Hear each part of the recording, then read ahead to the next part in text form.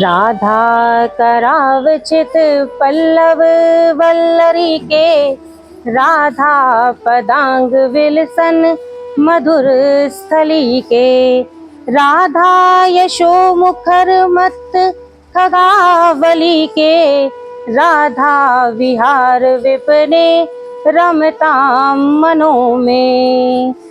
ब्रह्मेश्वरादि सुदुरूह पदारविंद, श्रीमत पराग परमाद्भुत वैभवाया। सर्वार्थ सार रस वर्षि कृपाद्र दृष्टे, तस्या नमो अस्तु वृषभानु भुवो महिम्ने। राधा राधा रट रह्यो माखन चाखन हार, जन जन में बाटत फिरे राधा नाम ही सार।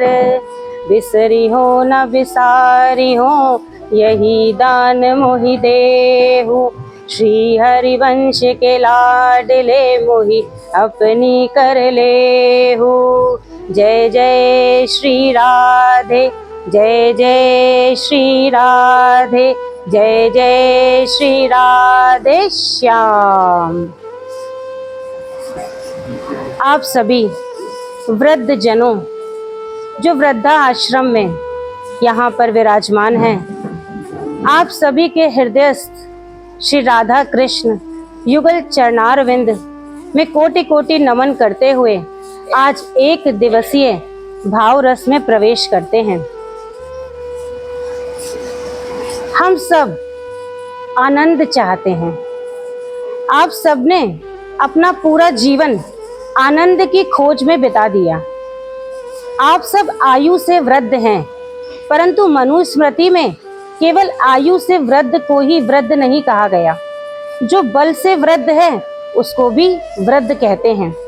जो धन से वृद्ध है वह भी वृद्ध है।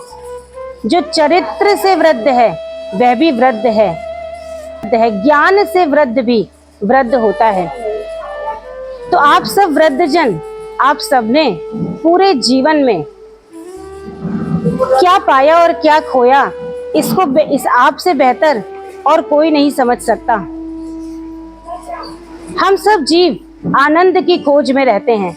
जैसे जब वर्षा होती है तो जो वर्षा की बूंद होती है वह सरिता में चली जाती है और सरिता सागर में चली जाती है, क्योंकि यह उसका स्वभाव होता है।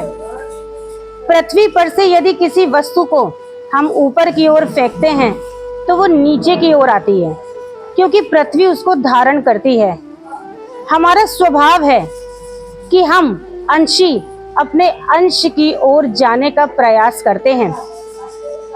ईश्वर अंश जीव अविनाशी, चेतन अमल सहज सुख राशि। ईश्वर अंश जीव अविनाशी, चेतन अमल सहज सुख राशि। हम किसका अंश हैं? प्रभु का अंश हैं, भगवान का अंश हैं। उनका अंश होने से हमारी प्रवृत्ति होती है कि हम अंशी की ओर जाएं। जब स्वाति नक्षत्र में वर्षा की बूंद पड़ती है केले के पत्ते पर तो कपूर बन जाती है। जब बांस पर पड़ती है तो वंश लोचन बन जाती है, और जब सीप पर पड़ती है तो मोती बन जाती है। कहते हैं प्रभु की कृपा सब पर बरस रही है, परंतु पात्र भेद से परिणाम में भेद हो जाता है। हम सब भजन करते हैं, हम सब कथा सुनते हैं। हरि की कथा की बहुत महिमा बताई है, शास्त्र भरे पड़े हैं हरि की कथा से। हरि की कथा इतनी मधुर है, हरि का चरित्र इतना मधुर है कि हरि कथा सुनकर ही विवेक होता है। हम आनंद की खोज में हैं, परंतु आनंद मिल नहीं रहा। पूरे जीवन आपने पुत्र के लिए, पुत्री के लिए, बहू के लिए, सब रिश्तेदारों के लिए बहुत कुछ किया, पर आपको बदले में सुख मिला क्या? यदि सुख नहीं मिला तो वो सुख कहाँ मिलेगा? तो कहा विवेकपूर्ण जब सत्संग सुनेंगे तब हमें सुख मिलेगा, आनंद मिलेगा। तुलसीदास जी कहते हैं, बिनु सत्संग विवेक न होई, बिनु सत्संग विवेक न होई, राम कृपा बिनु सुलभ न होई। राम की कृपा के बिना सत्संग मिल नहीं सकता। सत्संग किसको कहते हैं? सत्य के संग को। हम जिनके अंश हैं उनका स्वरूप है सत्य, चिद और आनंद। इसीलिए हम सदा आनंद की खोज में रहते हैं और सदा यह जानना चाहते हैं कि सत्य क्या है। जीवन के अंतिम क्षणों में आकर के यदि हम एक बार अपने पूरे जीवन को एक नजर से देखें तो हम जानेंगे कि हमने जो भी पाया था वो सब चला गया, कुछ भी टिका नहीं। सुख भी आया था वह भी चला गया, धन भी आया वह भी चला गया। क्या कुछ टिका? कुछ भी नहीं टिका। तो क्या टिकता है? आनंद टिकता है। कहते हैं हृदय में एक डाल पे दो विराजमान हैं, एक है जीव और एक है प्रभु। एक डाल पे दो पक्षी रहते हैं। हरि कथा को तो प्रभु भी दिन रात सुनते रहते हैं। यहाँ पर हम विराजमान हैं, भोले बाबा का मंदिर है। एक बार पति जी को जब शोक हुआ, उनको बड़ी चिंता हुई, तो भोलेनाथ ने कहा तुम्हारी चिंता कैसे दूर करूं? यदि आज हम कलयुग में होते और किसी पत्नी को चिंता हो जाती तो पति क्या करते? या तो मूवी ले जाते, बाहर घुमाने ले जाते, कुछ चाट बताशे खिलाते और पत्नी की चिंता और शोक दूर हो जाता। परंतु भोलेनाथ ने ऐसा नहीं किया। भोलेनाथ ने सोचा कि इनका शोक सिर्फ एक चीज से दूर हो सकता है। तब भोलेनाथ कह रहे हैं, सती ही ससोच जानी वृष के तू, सती ही ससोच जानी वृष के तू, कही कथा सुंदर सुख है तू, बरनत पंत विविध इतिहासा, विश्वनाथ पहुँचे कैलाशा। सती को जब शोक हुआ तो प्रभु ने उनको हरि की कथा सुनाई। हरि की कथा सुन के सती जी के मन का शोक दूर हो गया। भोलेनाथ कैलाश पर्वत पर पहुंच गए और रास्ते में सब पंथ और प्रभु का इतिहास सुनाते सुनाते उनको पता ही नहीं चला कि कब वह कैलाश पर्वत पर पहुंच गए। प्रभु कैलाश पर्वत पर रहते हैं। जब आपने केवल दो अक्षर लिए, रा और मा, कहा मुझे बस ये दो अक्षर दे दो, बाकी सारे अक्षर सब देवतागढ़ ले लो।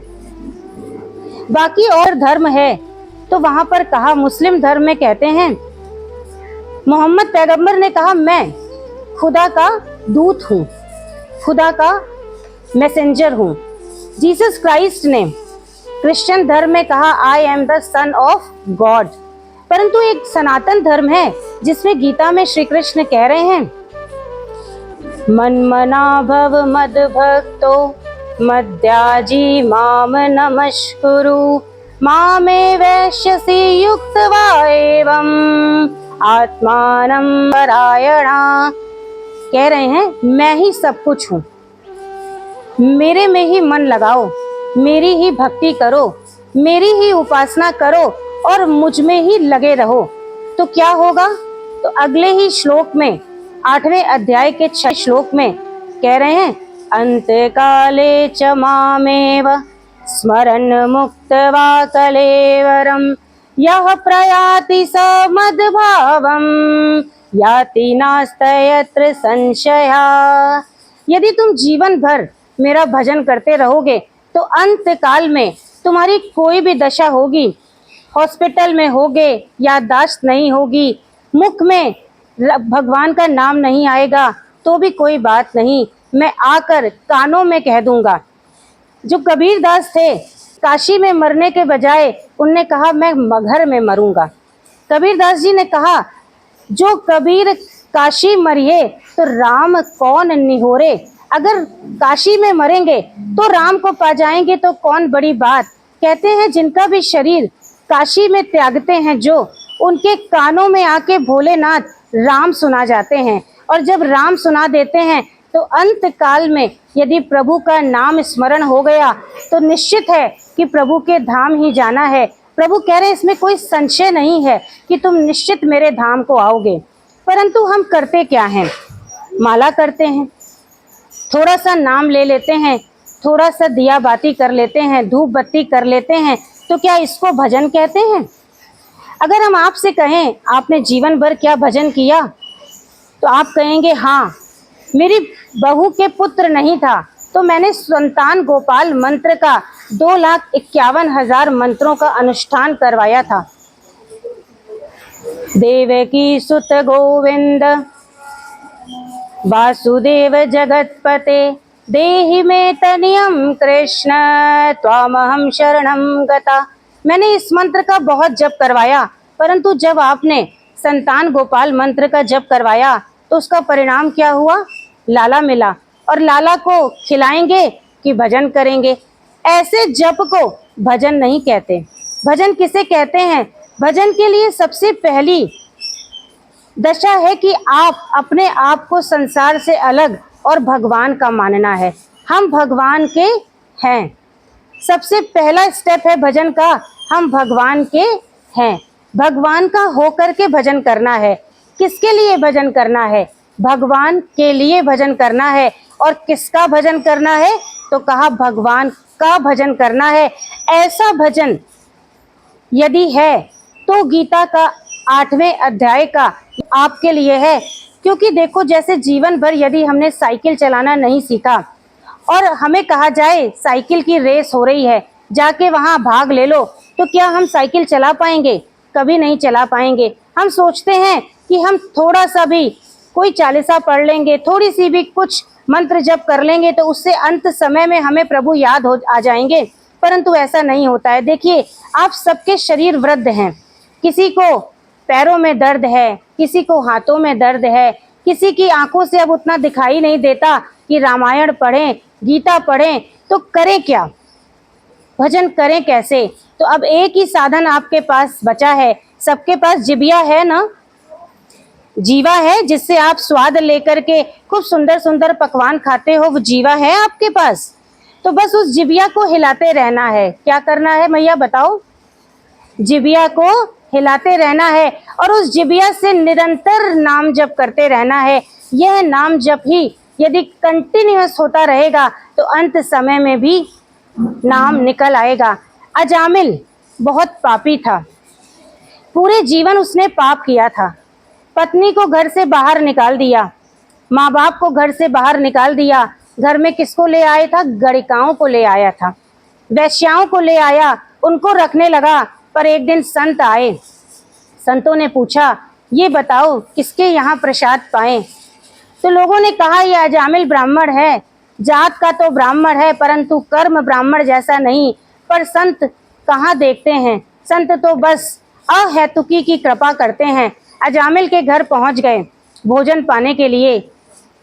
पत्नी क्या गणिकाएं थी, वेश्याएं थी, बड़ी परेशान हुई। इतने सारे संत आ गए हैं, आजकल बहुओं से एक का भी खाना कहाँ बनता है। बहुत सारी संत मंडली आ गई, बड़ी परेशान हो गई, कैसे बनाए। संतों ने कहा कोई बात नहीं, तुम हमें कच्चा ही सामान दे दो, हम खुद पका करके पालेंगे। संत तो जरा से में ही रीझ जाते हैं। संतों ने प्रसाद पाया बना करके, और अजामिल के सबसे छोटे बेटे का नाम था नारायण। संतों की कृपा से ही उसने अपने छोटे बेटे का नाम रख दिया था नारायण। जब अंतकाल आया बड़ा कष्ट हुआ, कंठ से आवाज ना निकले, आंखों से कुछ दिखाई नहीं दे रहा। ऐसा अंतकाल जब प्राण गले को आते हैं ना, तब ऐसा लगता है, तब कुछ समझ में नहीं आता। जिन रिश्तों के लिए हम जीवन भर अपना सब कुछ दिए रहते हैं, बहुत धन कमाते हैं। सबसे पहले जीवन में धन कमाते हैं। जब धन आ जाता है तो सोचते हैं इसको बढ़ाएं कैसे, उसको बढ़ाने में लग जाते हैं, फिर उसको बचाने में लग जाते हैं। कहते हैं एक कामना, यदि जीवन में एक कामना आई तो कामना यदि पूरी हो गई तो क्या होगा? अहंकार हो जाएगा, मद हो जाएगा कि मेरी ये कामना पूरी हो गई। यदि पूरी नहीं हुई तो क्रोध आएगा। पूरी भी हो जाए कामना, हमने जो वस्तु चाही वो मिल भी जाए तो भी एक दुख रहता है कि हमारे पास है तो ठीक है, पर सामने वाले के पास वो वस्तु क्यों आ गई? इसको कहते हैं मत्सरता। पर तुलसीदास जी कह रहे हैं काम क्रोध अरु लोभ सब नाथ नरक के पंथ। ये एक कामना सारे जीवन हमको नचाती है। तो ऐसे ही अजामिल कामनाओं के वशीभूत होकर के पूरा जीवन उसने ऐसे ही बिता दिया, परंतु अंत समय में नाम निकल आया। क्या नाम निकला? नारायण का नाम निकल आया। विष्णु के दूत वैकुंठ छोड़ करके आ गए। इधर उसके कर्मानुसार यमदूत खड़े हैं, उधर विष्णु दूत खड़े हैं। दोनों के बीच में लड़ाई होने लगी। विष्णु दूत बोले अंत समय में इसने मेरा नाम लिया है, हम इसको विष्णु लोक ले जाएंगे। परंतु यमदूत बोले इसके पूरे जीवन के कर्मों को देखते हुए इसको तो हम लेने आए हैं, ये यमलोक जाएगा और तरह तरह की ताड़नाओं को झेलेगा। परंतु अंत में विष्णु दूत जीत गए और अजामिल को विष्णु लोक ले गए। तो ऐसी है प्रभु के नाम की महिमा। किसी एक ने नहीं बखानी, सब भक्तों ने बखानी। यहाँ तक कि गोपियां जो नित्य कृष्ण की सहचरी हैं, गोपी कहते किसको हैं? गो माने गोविंद, पी माने जो पीता है, जो गोविंद के रस को नित्य निरंतर पीता है उसको गोपी कहते हैं। वह भी प्रभु की कथा का बहुत प्रशंसा प्रभु के कथा की कर रही हैं। गोपी गीत में कह रही हैं तब कथामृतम तप्त जीवनम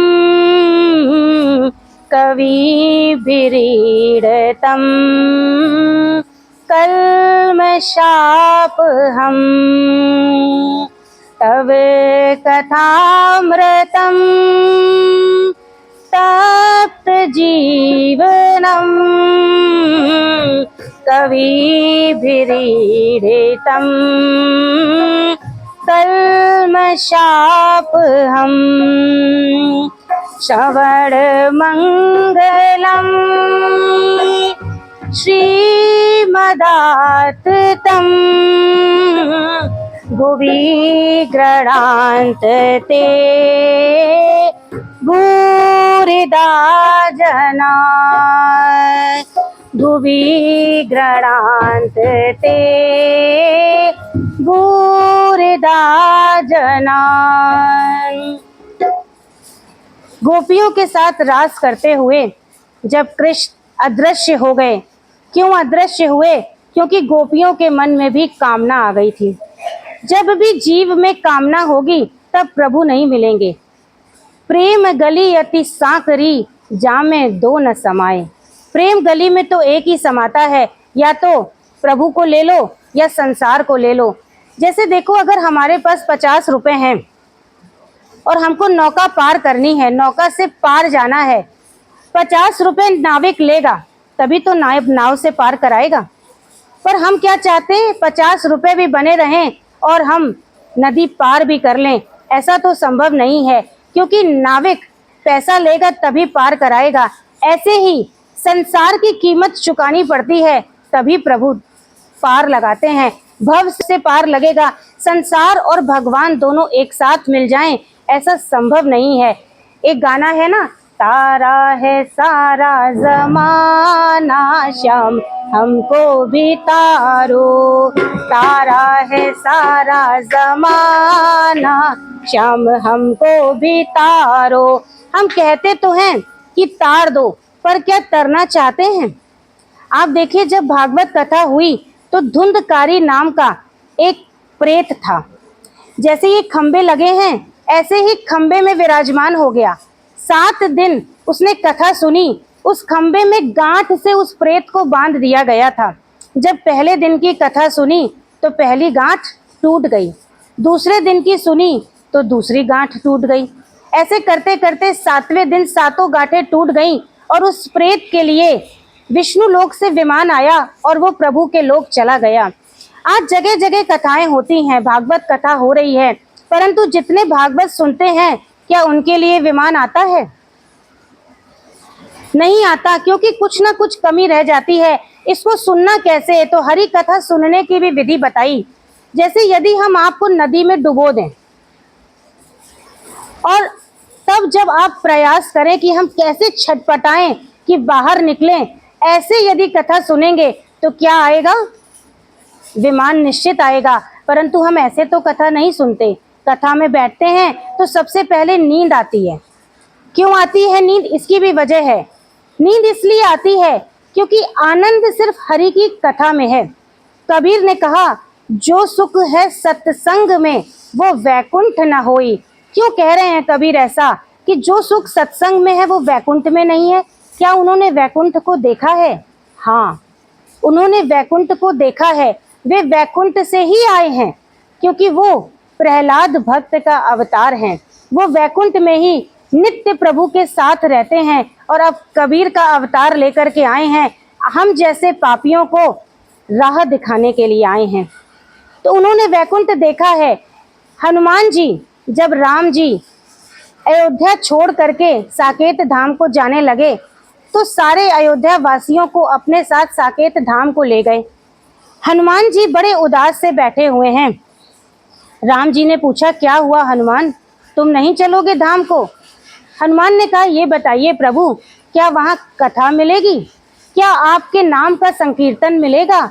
तो राम जी ने कहा, नहीं, वहाँ मैं रहूँगा, परंतु वहाँ कथावाचक नहीं है, वहाँ कथा नहीं है। तो हनुमान जी ने कहा, तो आप ऐसा करिए, मुझे यहीं पर छोड़ दीजिए। मैं यहीं पर जहाँ भी कथा होगी, जहाँ भी प्रभु का गुणगान होगा, मैं वहाँ पर बैठ करके कथा को सुनूंगा।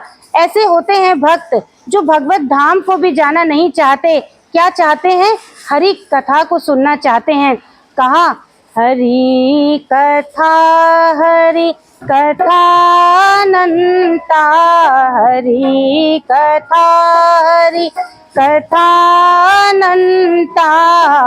हरि की कथा अनंता है, हरि अनंत है, परंतु हरि की कथा का महत्व हरि से भी ज्यादा है। यदि यहाँ कथा सुनते हुए साक्षात हरि आ जाएं तो क्या करेंगे आप सब? हरि की चर्चा सुनते हुए यदि यहाँ हरि साक्षात आ जाएं तो क्या करेंगे आप सब? आप कथा छोड़ देंगे, हरि को प्रणाम करेंगे, हरि के दर्शन करेंगे।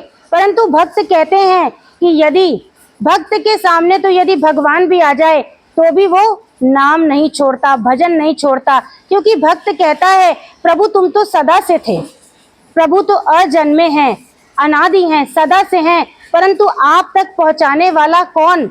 नाम, आपका नाम। जिस नाम ने मुझे आप तक पहुंचाया वो नाम मैं कैसे छोड़ दूं आपके लिए? ऐसे होते हैं भक्त जो प्रभु के लिए प्रभु का नाम भी नहीं छोड़ते हैं। तुलसीदास जी कहते हैं, राम की कथा चंद्रमा की किरण के समान है। कैसी है राम की कथा?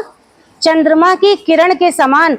और जो चकोर है, चंद्रमा की चांदनी को नित चकोर देखता रहता है, तो संत को कहा चकोर। कह रहे हैं तुलसीदास जी, राम कथा शशि किरण समाना, राम कथा शशि किरण समाना, संत चकोर करही जे पाना, राम कथा सुंदर कर तारी, संशय विहद उड़ावन हारी। राम की कथा चंद्रमा की किरण है, राम कथा सुंदर करतारी। करतारी का क्या अर्थ हुआ? करतार बजाते हैं ना, ताली बजाते हैं। एक करतार का अर्थ होता है भाग्य और एक करतारी का अर्थ होता है ताली। तो जैसे कथा भाग्य को भी बदल देती है। कथा में वो सामर्थ्य है कि हमारा जो विधि ने रचा हुआ भाग्य है उसको भी बदल सकती है हरि कथा। हरि कथा जो संशय रूपी विहग है उसको भी उड़ा देती है। हम जीवन भर भ्रम में ही तो रहे हैं ना, जीवन भर सिर्फ भ्रम में रहे हैं। बालक थे तो सोचा ये बचपना हमेशा बना रहेगा, जवान हुए तो लगा ये जवानी कहाँ जाएगी, जवानी भी बनी रहेगी। बुढ़ापा आ गया, अभी भी यही सोच रहे हैं कि बुढ़ापा सदा बना रहेगा। तो क्या हम भ्रम में नहीं हैं? हम भ्रम में ही हैं। जैसे बचपना चला गया, जैसे जवानी चली गई, वैसे ही ये बुढ़ापा भी चला जाएगा। तो कहा संशय विहग उड़ावन हारी।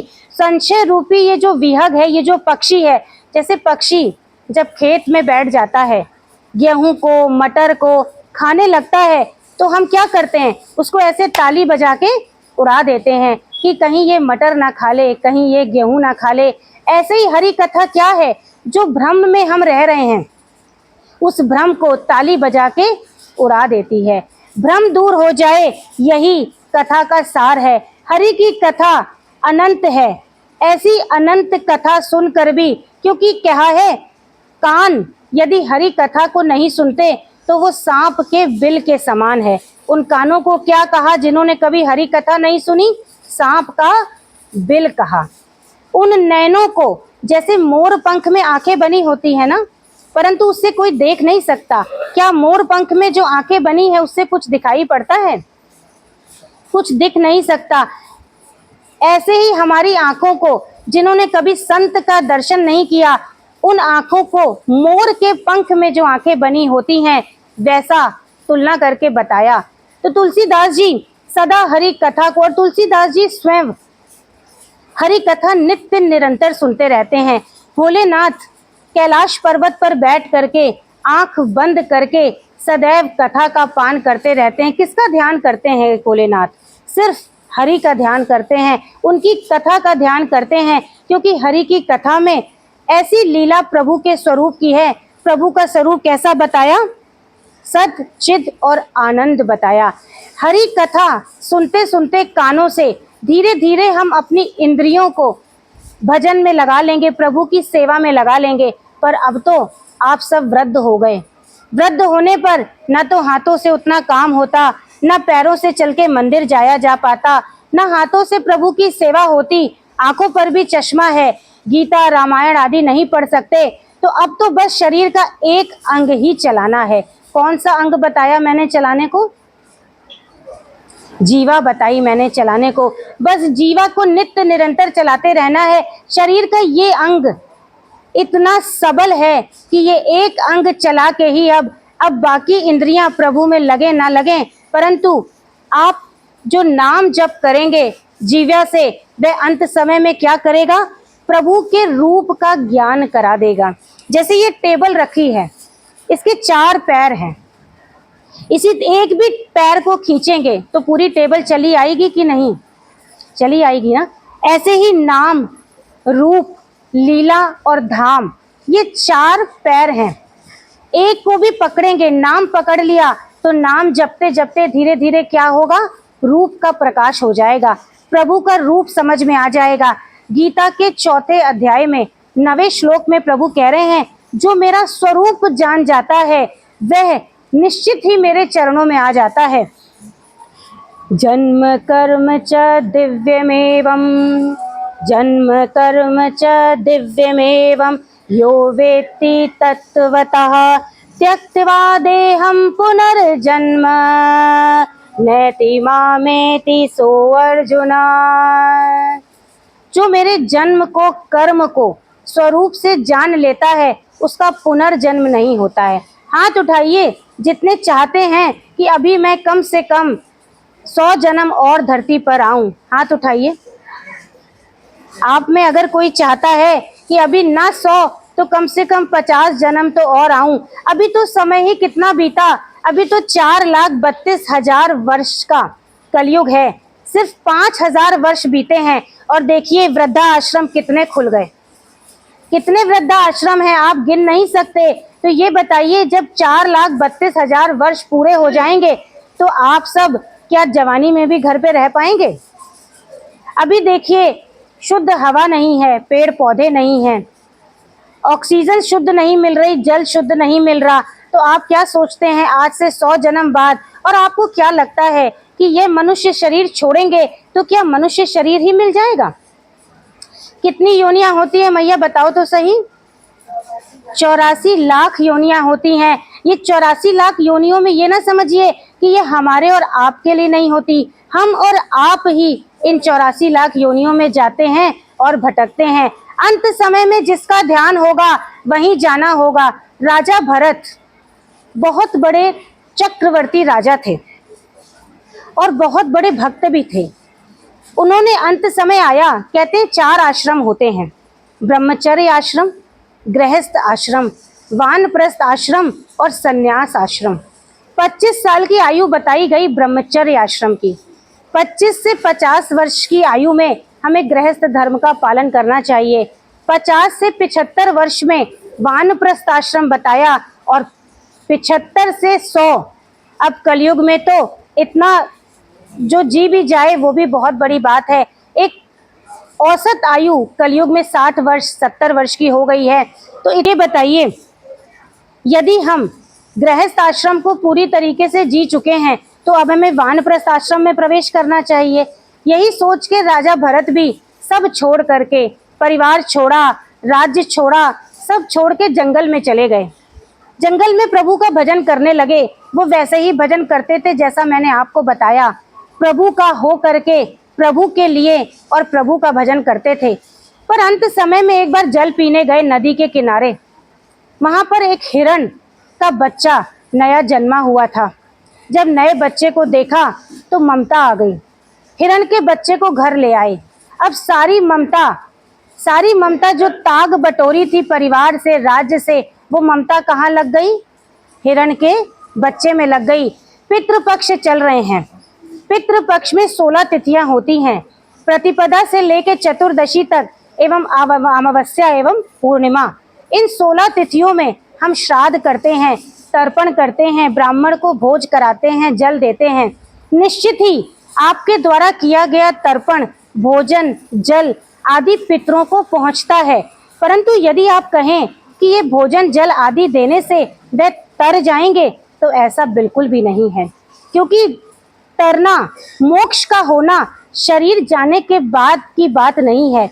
यदि मोक्ष होना है तो शरीर के रहते हुए ही होना है। मोह और मोक्ष में केवल एक अक्षर का फर्क होता है। मोह में क्या होता है? हा, और मोक्ष में क्या होता है? शा। जिस दिन हम अपना और अपने रिश्तों का क्षय कर देंगे, मोहस्य क्षयम स मोक्षम, जिस दिन मोह का क्षय हो जाएगा उसी दिन हम मोक्ष को प्राप्त कर लेंगे। तो ये तर्पण इसलिए नहीं है कि जो जीव शरीर को छोड़ करके चला गया है उसको मोक्ष मिल जाए।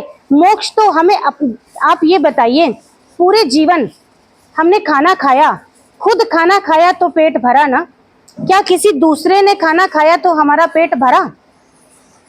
किसी दूसरे ने पानी पिया तो हमको क्या पानी मिला? नहीं मिला। इसीलिए जीवन रहते ही जिन्होंने अपना कल्याण नहीं किया तो इसके बाद मत सोचिए कि हमारा पुत्र हमारा कल्याण कर देगा। आज शरीर के जाने के बाद पुत्र पुत्री उन जाने वालों के लिए भागवत कथा का आयोजन करवाते हैं। कहते हैं ये भागवत कथा करके क्या होगा? जो पितृलोक में हमारे पितृ गए हैं उनको ये भागवत कथा मुक्त करा देगी। हरि की कथा को तो शरीर रहते ही सुनना पड़ता है। आप इसको एक उदाहरण से समझिए। जैसे हम गाड़ी से यहाँ कानपुर से चलें, हमें वृंदावन जाना है, गाड़ी की ड्राइविंग सीट पे कौन बैठेगा? बताइए।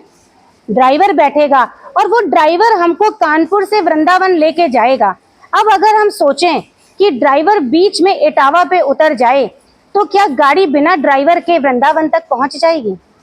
ये मनुष्य जन्म जो मिला है ये हमें भगवत प्राप्ति के लिए मिला है। इस शरीर से ही हमको प्रभु के धाम तक पहुंचना है। बिल्कुल मत समझिए कि शरीर जब चला जाएगा तो हम धाम पहुंच जाएंगे। आप जितना भी लगा लीजिए शरीर जाने के बाद स्वर्गवासी, क्या कोई स्वर्ग से हमें और आपको बताने आया कि वो कहाँ है? क्या कभी किसी ने बताया? क्या आपने देखा? नहीं देखा। तो शरीर रहते ही यदि भगवत धाम के दर्शन नहीं हुए, भगवत दर्शन नहीं हुए, तो शरीर के जाने के बाद भी दर्शन नहीं होंगे, क्योंकि शरीर को चलाने वाला ड्राइवर ये चेतन है, ये ब्रह्म है, ये इस शरीर को चला रहा है और इसका ही काम है तुम्हें भगवत धाम तक, तुम्हारी जहाँ पर तुम्हारा डेस्टिनेशन है वहां तक तुम्हें पहुंचा दे। अगर इटावा में ड्राइवर उतर जाए और फिर गाड़ी को वृंदावन तक पहुंचाना हो तो कैसे पहुंचाएंगे बताइए? कोई तरीका है? क्रेन मंगवाएंगे, क्रेन मंगवा के धीरे धीरे खींच करके वो पता नहीं कितने जन्मों में पहुंचेगी। ऐसे ही आपके पुत्र आपके लिए तर्पण करते रहें, एक नहीं 2 जन्म 3 जन्म करते रहें, परंतु खींचे खींचे पता नहीं कब गाड़ी पहुंचेगी भगवत धाम को। इसलिए शरीर रहते ही भजन करना है। इस शरीर को बड़े भाग मानुष तन पावा, बड़े भाग से ये मानुष तन मिला है। कहते हैं प्रभु जब कृपा करते हैं, आप सब यहाँ वृद्धा आश्रम में रहते हैं, बिल्कुल मत सोचिए कि आप दुखी हैं, क्योंकि प्रभु कह रहे हैं कि जब मैं किसी पर प्रसन्न होता हूँ तो 3 काम करता हूँ। देखिए पहला काम प्रभु क्या करते हैं? हरिष्यसे तद धनम, धन हर लेते हैं उसका। क्या हर लेते हैं? धन। दूसरा काम क्या करते हैं? करोमि बंधु विच्छेदम, बंधुओं का विच्छेद करा देते हैं। तब समझना कि प्रभु आने वाले हैं। और अंत में क्या करते हैं? स दुखेन जीवती, जीवन को दुखों से भर देते हैं। तब समझना प्रभु आने वाले हैं। प्रभु ने आने के अपने लक्षण भी बताए हैं। देखिए क्या लक्षण होते हैं। जब संत मिलन हो जाए, जब संत मिलन हो जाए, तेरी वाणी हरि गुण गाए, तब इतना समझ लेना अब हरि से मिलन होगा, तब इतना समझ लेना अब हरि से मिलन होगा। नहीं क्रोध किसी पर आए, नहीं क्रोध किसी पर आए, सब में तो हरि नजर आए, तब इतना समझ लेना अब हरि से मिलन होगा, तब इतना समझ लेना अब हरि से मिलन होगा। आँखों से आंसू आए, आँखों से आंसू आए, सब दिन रात याद हरि आए, दिन रात याद हरि आए, तब इतना समझ लेना अब हरि से मिलन होगा, तब इतना समझ लेना अब हरि से मिलन होगा। कोई दूजा न मन को भाए, कोई दूजा न मन को भाए, दर्शन को मन ललचाए, मन ललचाए, तब इतना समझ लेना अब हरि से मिलन होगा, तब इतना समझ लेना अब हरि से मिलन होगा। आंसू आए ना मैया? जब आंसू आए तो समझना हरि भी आने वाले हैं। भगवत दर्शन के भी 4 प्रकार बताए गए हैं। पहला भगवत दर्शन जब होता है तो स्वप्न में प्रभु आते हैं। दूसरा प्रकार बताया कि जब भी हरि कथा में बैठोगे, हरि का दर्शन करोगे, हरि के सामने जाओगे, तो ये जो रोंगटे हैं ना, ये खड़े हो जाएंगे, रोमांच होगा, शरीर पुलकित हो जाएगा। यदि प्रभु की कथा सुनते सुनते शरीर पुलकित हो जाए, आंखों से आंसू आए, तो समझना प्रभु बस आने ही वाले हैं। तीसरा बताया जब जीवन में संत आ जाएं, भक्ति भक्त भगवंत गुरु चतुर नाम वपु एक। भक्ति भक्त भगवंत और गुरु ये एक ही रूप हैं। कोई भी एक आ जाए, जीवन में भक्त आ जाए, भक्ति आ जाए, गुरु आ जाए, तो समझना भगवान भी आने वाले हैं। जैसे देखो दावत होती है तो दावत में प्लेट आ गई, कटोरी आ गई, चम्मच आ गया, ग्लास आ गया, तो खाना भी आएगा ही ना। ऐसे ही जब जीवन में भक्ति आ जाए, भक्त आ जाएं, भगवंत आ जाएं और संत आ जाएं, तो समझना हरि भी आ ही जाएंगे। जब किसी पे क्रोध ना आए, सब बस हरि रूप में ही दिखाई दे। कहा वासुदेव सर्वम, वासुदेव सर्वम, सब में वासुदेव ही दिखाई पड़े। एक संत हुए, रोटी बना रहे थे, रोटी बनाए तो एक कुत्ता आ गया, रोटी को लेकर के भाग गया। संत पीछे पीछे दौड़े, अरे रुको रुको, इसलिए नहीं दौड़े कि रोटी बस एक ही थी और कुत्ता ले गया, इसलिए दौड़े कि अरे रोटी में घी तो लगा ले। ऐसे होते हैं संत, हर जीव के लिए उनके मन में दया होती है, करुणा होती है। ऐसे संत का यदि जीवन में आगमन हो जाए तो समझना कि प्रभु आने वाले हैं। प्रभु तो कह ही रहे हैं कि मैं तुम्हारा हमेशा के लिए योग क्षेम वहन करता हूँ, मेरी शरण में तुम आ जाओगे तो अहम त्वाम योग क्षेमम वहाम्यहम्, मैं तुम्हारा योग क्षेम वहन करूंगा। यदि तुम मेरा स्मरण करोगे, मेरी शरण में आ जाओगे, सर्व धर्मान परित्यज्यते माम एकम शरणम व्रजः अहम त्वाम सर्व पापेभ्यो मोक्षयिष्यामि महशुचि। तुम मेरी शरण में आ जाओ, फिर जीवन में कितने भी पाप किए हैं उन पापों का सारा खाता मैं जला करके फेंक दूंगा। देखो जन्मों जन्मों से हमने जितने कर्म किए हैं, जैसे यहाँ एक बड़ी सी बोरी रख दो और उसमें खूब अनाज भरा है, तो जब हम अनाज को निकालेंगे तो क्या होगा, ऊपर से निकालेंगे, नीचे का अनाज तो वैसे ही पड़ा रहता है।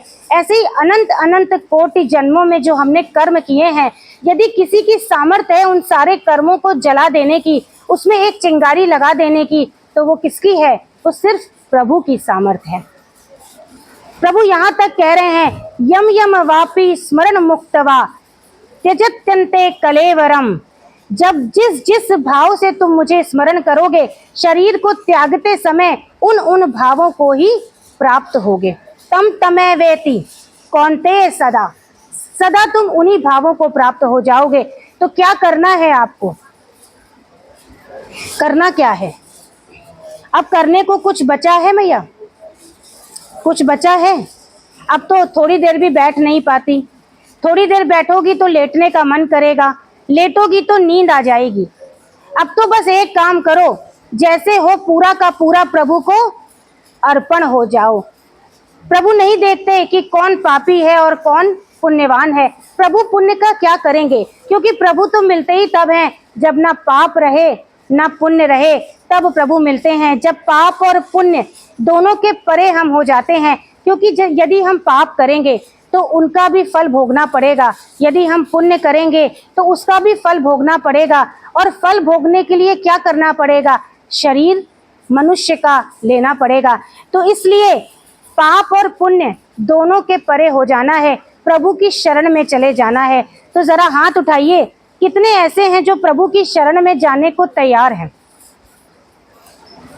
जिन्होंने दोनों हाथ उठाए वो तो बड़ी तेजी से प्रभु की शरण में जाने को तैयार हैं, क्योंकि प्रभु के शरण के सिवा कहीं और आनंद है नहीं। बिनु हरि भजन न जाए कलेशा, बिनु हरि भजन न जाए कलेशा। जीवन में क्लेश है, दुख है, और ये दुख क्लेश शोक ये हरि की कथा के बिना नहीं जाएगा। प्रभु विधि बताते हैं, श्रवणम कीर्तनम विष्णु। सबसे पहले प्रभु की कथा का श्रवण करो, फिर कीर्तन करो। श्रवणम कीर्तनम विष्णु स्मरणम पाद सेवनम। फिर मुझे स्मरण करो, नित्य मुझे स्मरण करो। कहते हैं जिनके पास लड्डू गोपाल होते हैं उनको स्नान करके जो वो जल ग्रहण करता है वो कभी यमराज का दर्शन नहीं करता है।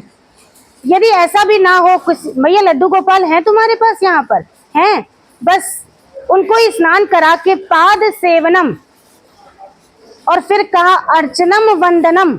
अर्चन करो, प्रभु का वंदन करो।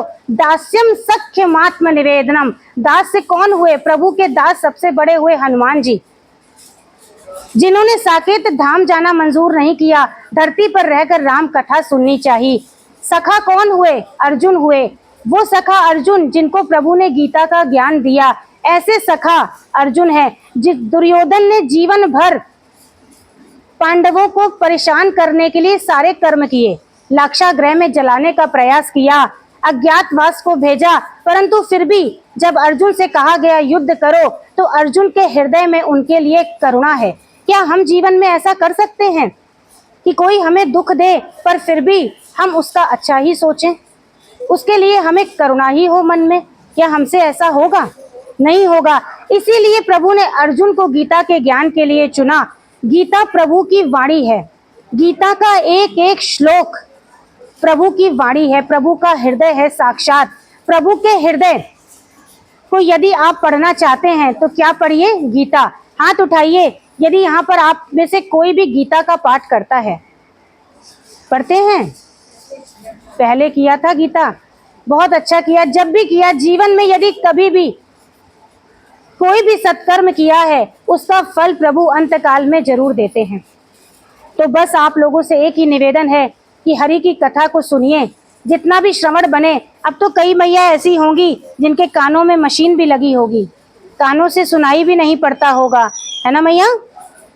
हाँ, तो अब हरि कथा भी नहीं सुन सकते। बस एक ही साधन बचा, बताओ तो कौन सा? हाँ, तो जिब्या से बताइए कौन सा नाम जप करेंगे? हाँ, राम राम राम करिए, राधा राधा राधा करिए, कुछ भी करिए, बस जिबिया हिलाते रहिए। और जिबिया जब हिलाएंगे तो पता है क्या होगा? नींद आ जाएगी, सोने को होगा, क्योंकि ये माया और काल है, ये कभी जीव को प्रभु का स्मरण नहीं करने देते। माया चाहती है कि जीव हमेशा हमारे में ही फंसा रहे। काल चाहता है अगर जीव प्रभु का स्मरण करने लगा तो मुक्त हो जाएगा, और मुक्त हो गया तो काल किसको फंसाएगा? माया किसको फंसाएगी? इसलिए और देवता भी परेशान हो जाते हैं। यदि कोई जीव प्रभु का स्मरण करता है तो इंद्र डर जाते हैं, सोचते हैं ये तो प्रभु का स्मरण कर रहा है, कहीं ऐसा ना हो ये मेरी गद्दी, मेरा राज सिंहासन छीन ले। बड़ा डर जाते हैं, क्योंकि कभी भी कोई भी धरती पर संतुष्ट नहीं हो सकता। जिसके पास थोड़ा धन है, 1 लाख है, वो चाहेगा 2 हो जाए। जिसके पास 2 है वो 10 को चाहेगा। 10 लाख हो गए, करोड़पति चाहेगा हो जाएं। करोड़पति हो गया तो अरबपति हो जाएं। अरबपति हो गया तो दुनिया में सबसे, संसार में सबसे अमीर हो जाएं। इसके बाद वो भी ना आया तो अब तो जाएं, देवता बन जाएं। देवता बन जाएं तो भी मन नहीं मानेगा, मन करेगा इंद्र बन जाएं। इंद्र बन गए तो लगेगा ब्रह्मा बन जाएं, और ब्रह्मा बन गए तो लगेगा साक्षात हरि बन जाएं। तो इन कामनाओं का तो अंत नहीं है। अब हमें लगता है आप लोगों को तो कोई कामना बची भी नहीं होगी। बची है कोई कामना अभी? हाथ उठाओ यदि अभी भी मन में कोई कामना है तो। क्या कामना है मैया बताओ? हरि का सुमिरन करो, क्योंकि अब अंत समय में भी यदि कामना नहीं छूटी तो बार बार इस जन्म और मृत्यु के फेर में आना पड़ेगा। तो अब यही समय है जब सारी कामनाओं का त्याग करके प्रभु की शरण ले लो। किसकी शरण लेनी है? हरि की शरण लेनी है। तो इन्हीं वचनों के साथ प्रभु से ये प्रार्थना करते हुए, जो युगल सरकार यहाँ विराजमान है, राम दरबार भी विराजमान है, इनसे यही प्रार्थना करते हुए कि आप सभी वृद्ध जनों को प्रभु का धाम मिले, श्री राधा रानी का धाम मिले, ऐसी कृपा प्रभु आप सब पे करें। इसके साथ ही अपनी जीवा को, अपनी वाणी को शुद्ध करने के लिए हरि नाम कीर्तन करते हुए आज के सत्संग का समापन करेंगे। Govind Hare